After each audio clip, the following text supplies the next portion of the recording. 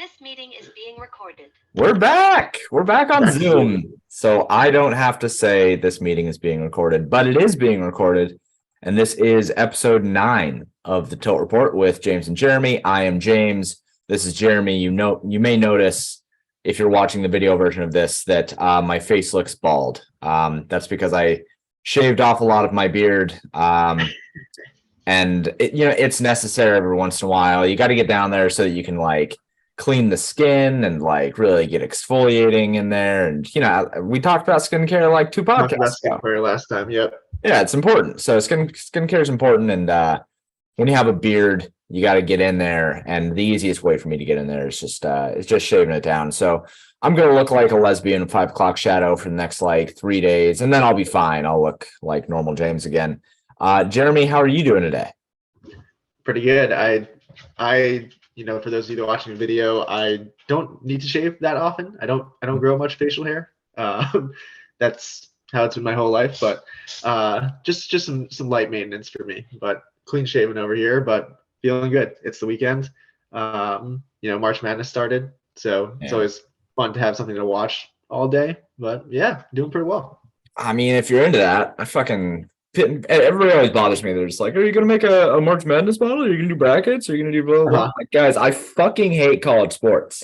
I hate college sports. I don't like college basketball. I don't like college football. I don't like college fucking bowling. I don't like college sports. I think that the competition levels are so bad that you watch it. I mean, March Madness is a little bit different because it is the Sweet 16 or whatever, right? It's the best teams in the country.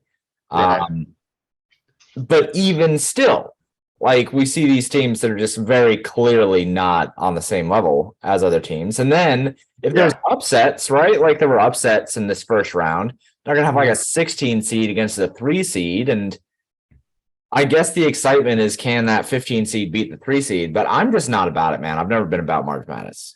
Yeah, I hear you. My brother went to University of Virginia, so he's a big basketball guy. So I usually watch with him, which they got upset 2 days ago, which is a bummer. But the thing for me with college basketball is at the end of the game, it's absolute chaos. People, because they do the one-on-ones with free throws, and then these kids are just missing free throws left and right. They can't handle pressure. They can't handle the trap, all that kind of stuff. So it just becomes so variable at the end. It's almost like equivalent to at the end of a football game when one team does that lateral play, and then the opposing defense scored, and you're like, I cannot believe that just happened, and I lost whatever bet you had or knockout or all of those things. I like that. I like the knockout type contests where you pick one team to move on, and then people get eliminated, like Survivor almost. I think those are fun because it is so variable, and I think there's a little bit of an edge with people just picking pretty safely when these kids are they're kids, so they fuck up a lot. So I like that aspect of it, but I like regular professional sports way better than college for sure. Yeah, and I will say that going to college sports is sick. College basketball games just beat the shit out of professional basketball. Oh yeah, definitely. Don't get me started on fucking football games. If you go to a professional football game, you're a narc.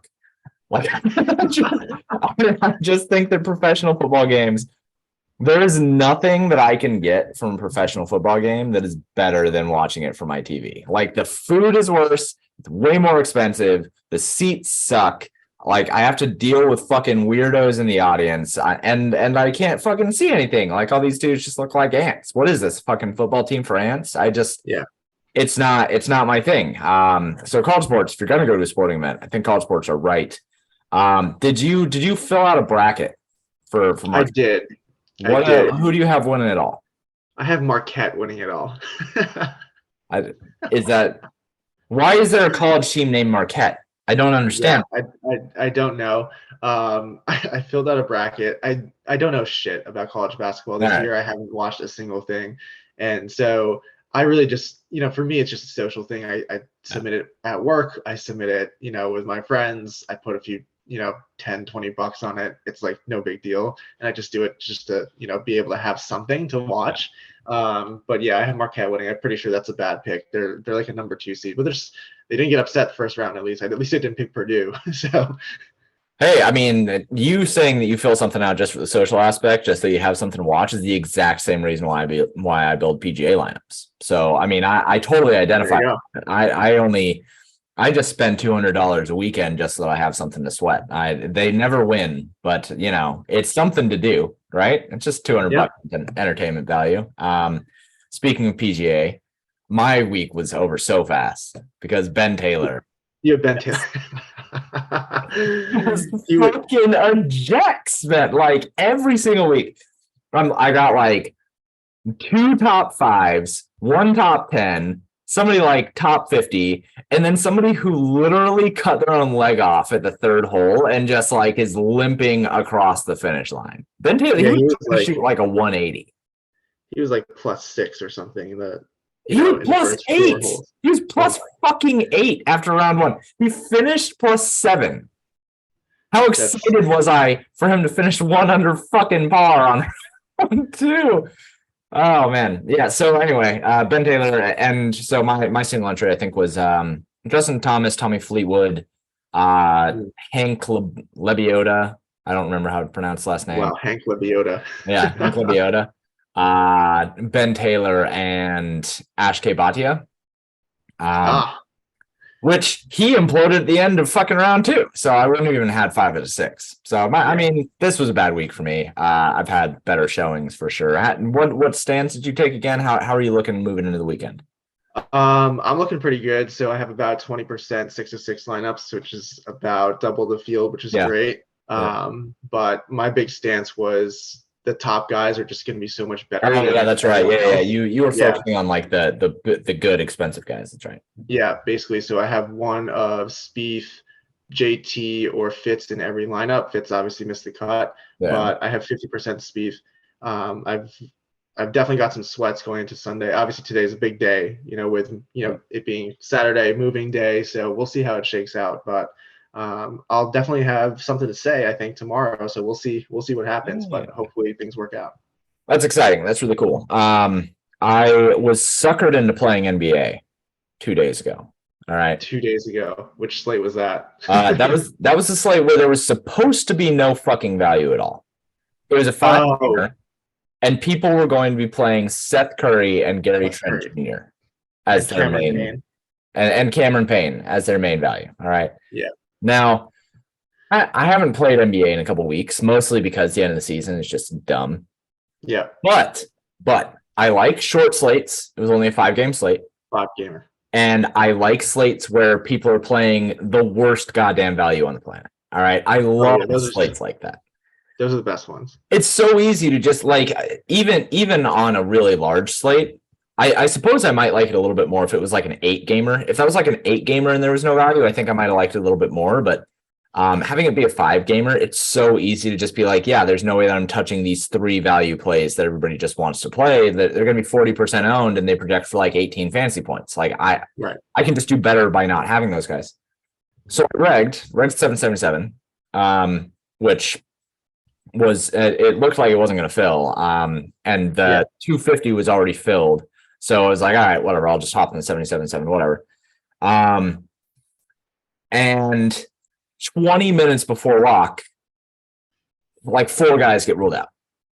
And it's like Jay Crowder gets ruled out for the Bucks along with Brooke Lopez. So Portis ends up, and Portis was priced up. So like he projected then efficiently, right? Like he was 6,500, he projected for like 31. And then Tyrese Halliburton got ruled out.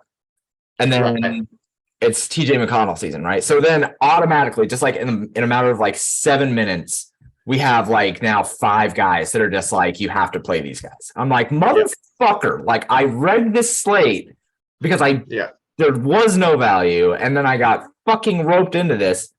And then, okay, so I'm looking at it. I'm ranting right now, but I'm looking at it. I'm like, I'm just going to fucking unreg from this shit because the contest hadn't filled yet, whatever.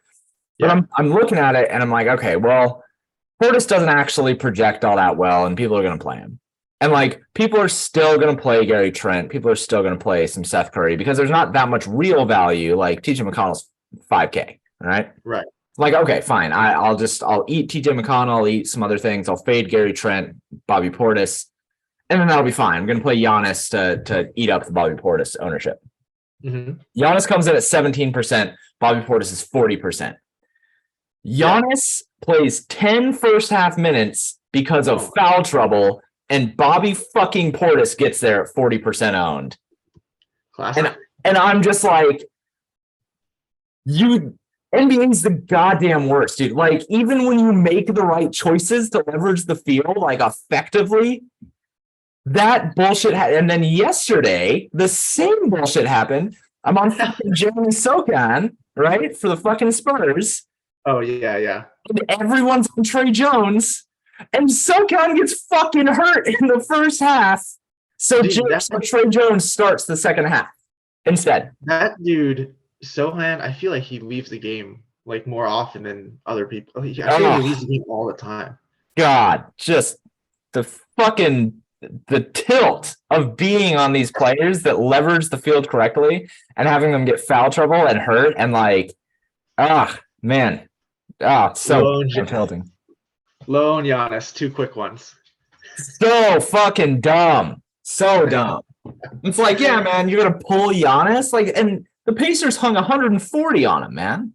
Like, and the Pacers value then got there. It's man, I'm full on fucking tilting my goddamn face off, and that is I'm allowed to do this because this podcast is called the Tilt Report. So fucking fight me in an alley if you don't want to hear me tilt about the shit. But man. NBA so fucking tilting. Are you still playing NBA? I am. I didn't play the last 2 days because, or I played really small. I just played a few lineups in the $15, just because I had some other things going on. But I'm still playing. I'm definitely playing today. I'll probably play my normal like 12 lineups in the fadeaway, 12 lineups in the $88 box out, which is what I normally do. But yeah, I'm still playing. I'm still playing for sure. Luckily, I took the past 2 days a little bit off, so I avoided some of the tilt that I'm sure I would have been joining in on. Oh, man. Yeah, and I mean today, speaking of the contest we got going on today, NHL is split up. We do have another NHL slate at 4 p.m. Eastern. There was a 2-game early NBA slate as well, but that's already locked. So we have some pretty good stuff later on today, though. We do have a 7-game NHL slate. We do have a 6-game NBA slate.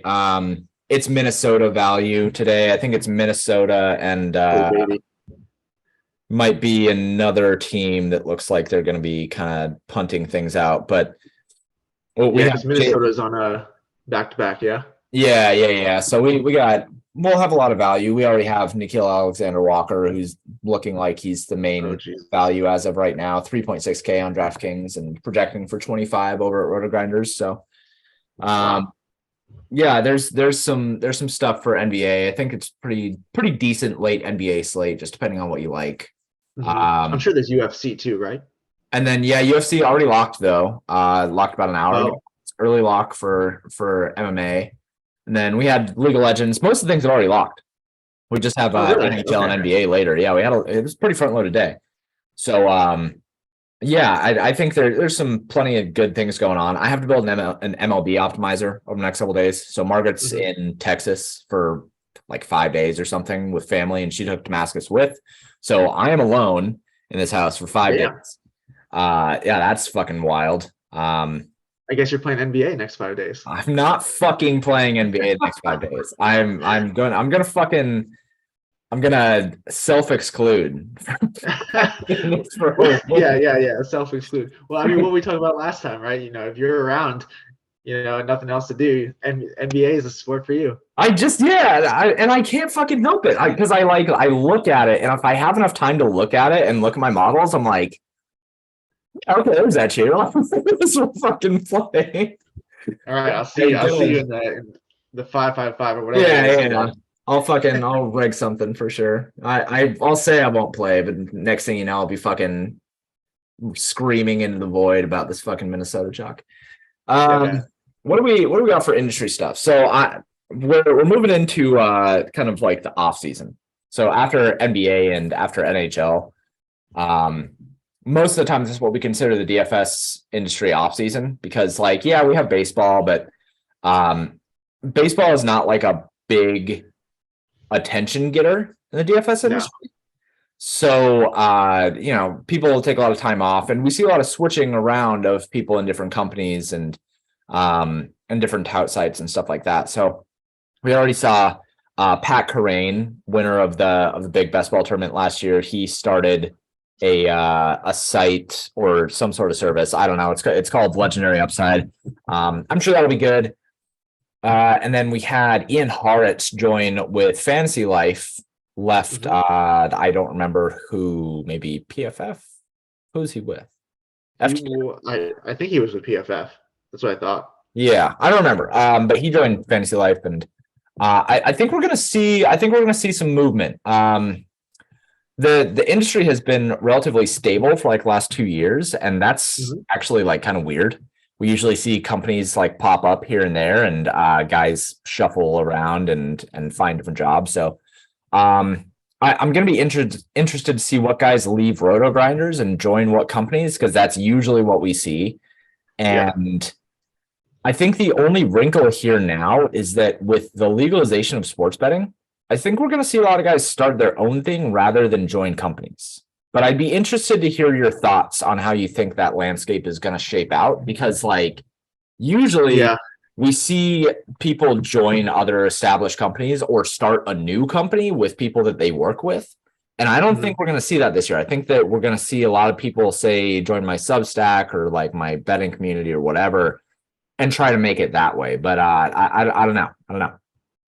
Yeah, I mean, I think that, starting a new company at this point, I mean, the market is, obviously there are states that are still legalizing betting, but the market is pretty saturated to me with a ton of content out there, especially for just, outside of DFS, even just like fantasy sports, like Ian Hartz or whoever, just doing general fantasy sports, like there's so much content out there for that, and it's hard to differentiate between, all of the different ones. But I think that Bestball is definitely one of the big ones that's upcoming.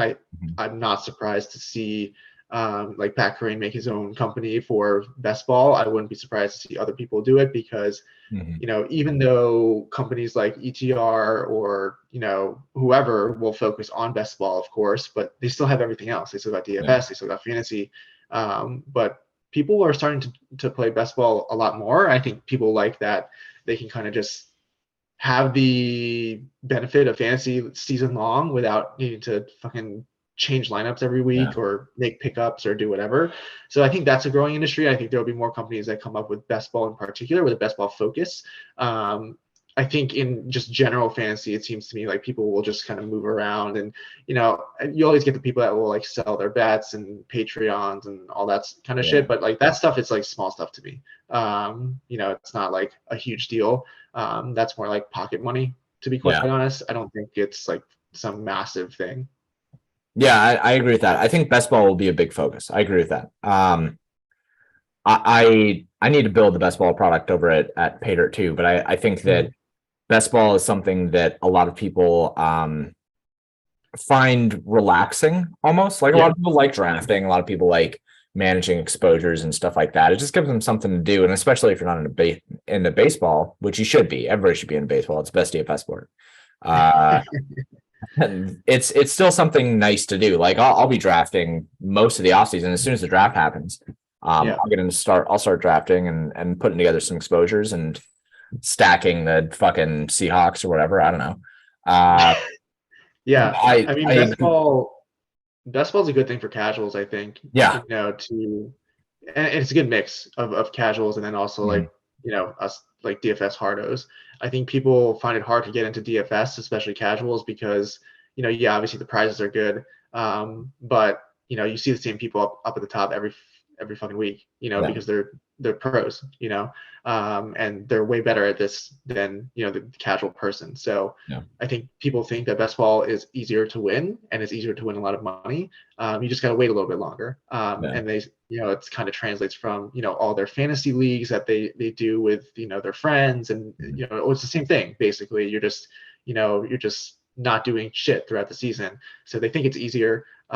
So yeah, I mean, I think there's definitely going to be a lot of content out there for Bestball, and I wouldn't be surprised to see a few different companies pop up.